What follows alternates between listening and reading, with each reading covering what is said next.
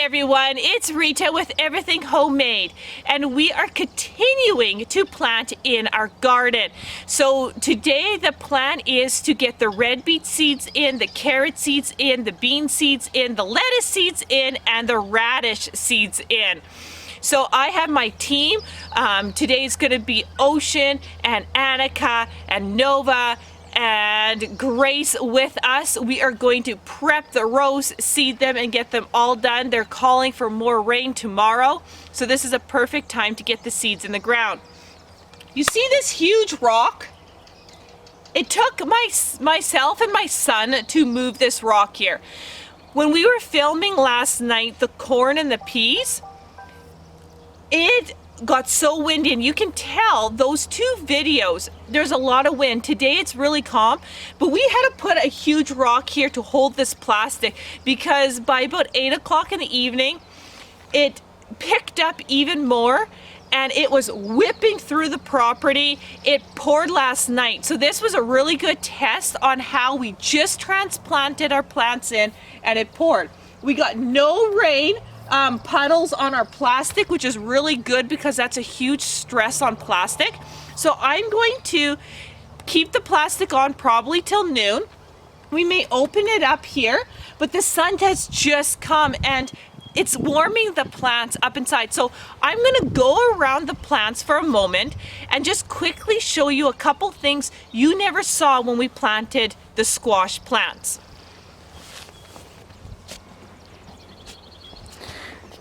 So Ocean, she's going to be our tour guide here. What do we do here, Ocean? So these are the pumpkin plants.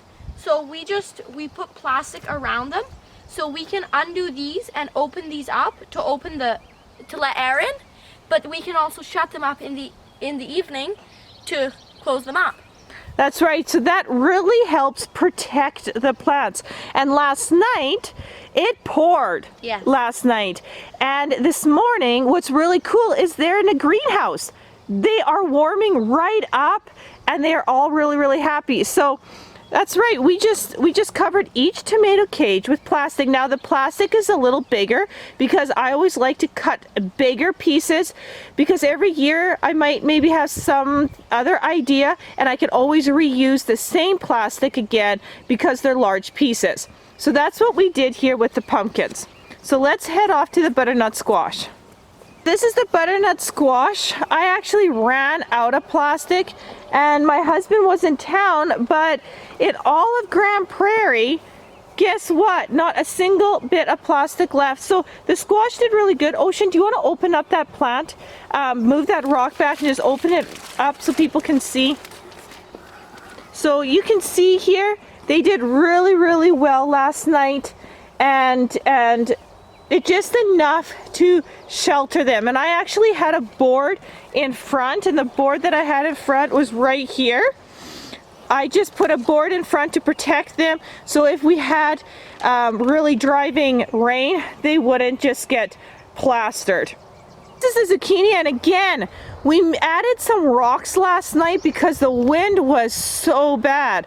But again, in a few hours, we're going to lift up this plastic at the warmest part of the day, so they are just loving the structures, and this is what really, really helps them to get that boost growing in a really cold climate. So without further ado, you guys, my team, let's head to the lettuce rows. Let's go. Oh, and we're going to take a little pit stop. Look at this. The Saskatoons are blooming. They're going to open up here right away. Okay. These are 2 lettuce rows. Now, we're going to do lettuce and we're going to do radishes in the same spot because they're kind of salad items and they grow really, really quick. And this is a really nice area for them. They get lots of morning sun, but they also get a break from the afternoon heat from this huge Saskatoon plant. But we need to do prep. Now, if you haven't figured it out yet, planting is easy. It's all the prep work that goes before the planting that is time consuming. So my children here, I'm going to put a couple of them to these rows, and we're gonna prep. Basically, what I want you guys to do is I want you to even out the rows. You see there's all these humps everywhere from us shoveling. What I want you guys to do is break up these clumps. Just listen. I want you to break up these clumps, get rid of these nasty weeds, and dig down a bit. You're looking for dandelion roots, quackgrass roots, nasty stuff like this. Okay? This is awful. You can even get a bucket and put it in, and then we'll just chuck it out. You're looking for roots like this. And then at the end, I want you just to even it out. And then basically, we're gonna make like 3 or 4 rows, okay? So that is what you guys are doing. So I'm going to take all 3 of you girls. Ocean, you're gonna come to a different section. You guys are gonna tackle the lettuce here, okay? Yeah. Okay? Yeah. So start on that. If you take a look at the garden here, you will see many, many rows, okay? The last 2 rows right there and right there, those are going to be the cabbage family. And then we're going to have an experimental row that I want to do without a covering and just utilizing marigolds. It's going to be an experiment. It's either going to work or it's going to be an utter disaster. But I always like to try something new every single year because that's what helps me improve as a gardener. Ocean, the first row that you're standing beside, yep. That row, if we have enough seeds, we'll see. But I want for sure the first 2 rows here. These rows, you guys, they are about 10, 20, 30. They're almost 40 feet each in length. If you would like to get some kind of mental picture, okay, so they're about 40 feet in length and about 2 feet in width. So I would like the first 2 rows at least in red beets, okay? Yep. The next few rows I would like in carrots, okay? And then I would like at least 2 of these rows in beans. And then the 1, 2, 3, 4, there is 6 rows here.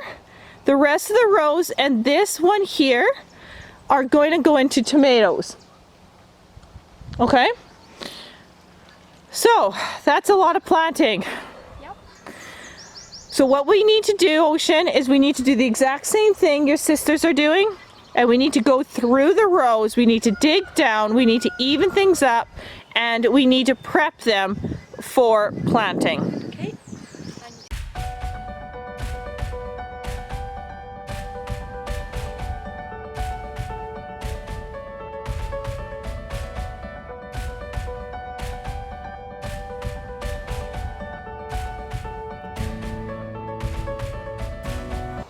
Before we start planting, I'm going to teach you what we did with these rows. Now, if you take a look at these rows and you see how uneven they are, you also see how bumpy they are. Well, take a look of what we did here. So this is a finished product, okay? They're nice and flat on top. What we want are flat tops, but you also see a ridge, okay, from all on the sides and on the edges so that it catches the water. But now we have nice tops. We also have depth for the carrots and the red beets, the beans, tomatoes, and so forth for the roots to go in. We have lots of clay. Really, if you're digging into our dirt, we're only a few inches before clay. So all our work of making raised beds like this really pays off. You guys did a fantastic job. These are perfect. They're nice and flat on top. They made beautiful ridges on each side. I couldn't have done it better myself, so way to go. Good job. Thank you. So what we need to do now is what we consider the fun part of gardening. Actually planting the seeds in. And I just am using a broken broomstick handle. You can use whatever you want. you notice that I don't use a lot of high-tech things. I like to reuse things as much as possible, and keeping it simple. Gardening really can be kept simple, yet effectively done to accomplish the task you need. So I'm going to make some rows, and literally you guys are going to drop in seeds. So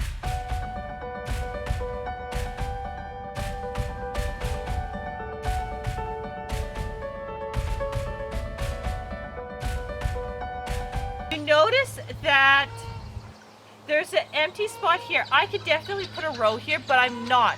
What I'm going to do is I'm going to have my 2 rows of lettuce, which is a lot. I mean, these are 15-foot rows. That's a lot of lettuce. Is I'm going to go marigold, marigold, marigold, marigold on the edges. And I'm hoping that that'll be enough this year to deter the slugs. If not, next year I'm going to be growing a lot more marigolds, like a few hundred plants. And I'm going to go and make basically a border that you can't walk through without touching a marigold all the way around. I didn't have enough seed this year, and I'm not going to purchase that many marigolds. That's a lot of money. I know we can eat lettuce no problem, even with the slugs, but it would be nice to really push them away. I've tried a lot of techniques with slugs. We're really trying to control them. I have another thing I want to try this year, but that won't happen till later in the season. But we'll see what happens, see if that works. So the borders here we're going to leave open for the marigolds and see what happens, okay? So those are your 2 rows here. And then I'm going to do the same thing. So let's do this one lettuce, and let's do this one. We'll do a row of radishes. There's a little bit more lumps here, so if you guys want to remove them.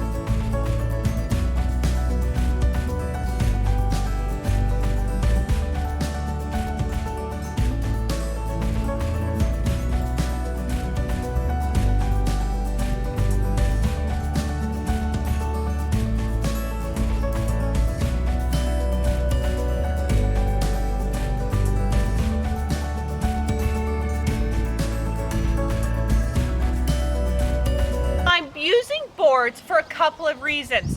One, so the cats don't dig into my rows and poo and pee in them. The second is so they don't walk on top of them and put their little paws in my rows. Third, these seeds love to be germinated with cool temperatures. So to be out in the sun, they actually take longer to germinate. They like the shade, but you have to remember that lettuce only takes like 3 to 4 days to germinate. So you need to check under your boards every day. And so we don't have to water them every 10 seconds.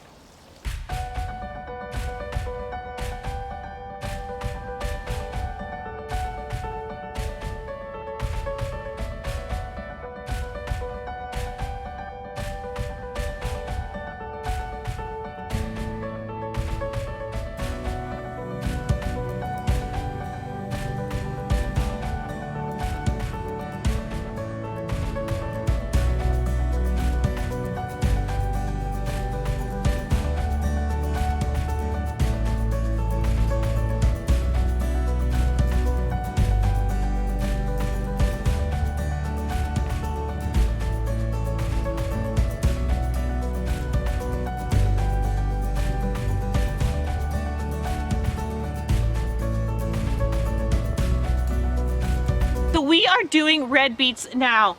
Okay, are you ready, my team? Yeah. With red beets, we're planting 1/4 inch in depth. We're doing the exact same method. I'm gonna make a row. We're gonna plant 1 inch apart, and we're just gonna go, go, go.